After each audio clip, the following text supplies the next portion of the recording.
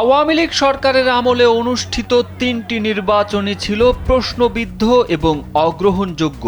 কিন্তু জুলাই আগস্টের গণ অভ্যুত্থানের মধ্য দিয়ে রাজনৈতিক পট পরিবর্তনের পর মানুষ আশা করছে সুষ্ঠু, অবাধ ও গ্রহণযোগ্য নির্বাচনের। সেই লক্ষ্যে এরই মধ্যে কাজ শুরু করেছে অন্তর্বর্তী সরকার। গঠন করা হয়েছে নির্বাচন সংস্কার কমিশন।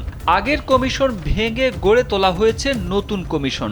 প্রধান নির্বাচন কমিশনারের নেতৃত্বাধীন কমিশন বৃহস্পতিবার প্রকাশ করেছে খসড়া হালনাগাদ ভোটার তালিকায় নতুন ভোটার যুক্ত হয়েছেন 18,33,352 জন। নির্বাচন ভবনে সাংবাদিকদের এক ব্রিফিংয়ে এই তথ্য জানান নির্বাচন কমিশনার ব্রিগেডিয়ার জেনারেল অবসরপ্রাপ্ত আবুল ফজল মোহাম্মদ সানাউল্লাহ। স্যান্ডেলিনা সো, রূপচর্চায় আভিজাত্য। তিনি বলেন, হালনাগাদের আগে ভোটার ছিল 12,18,50,160 জন। নতুন করে তালিকায় অন্তর্ভুক্ত হয়েছেন 18,33,352 জন। এ হিসেবে ভোটার সংখ্যা দাঁড়াচ্ছে 12,83,83,512 জন।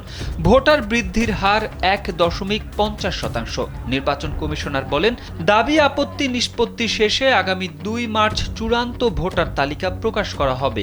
এই সময়ের মধ্যে কারো কোনো দাবি বা আপত্তি থাকলে তা জানাতে পারবেন। দাবি আপত্তি জানানোর শেষ সময় 17 জানুয়ারি এবং আগামী 20 জানুয়ারি থেকে বাড়ি বাড়ি হালনাগাদ কার্যক্রম শুরু হতে পারে।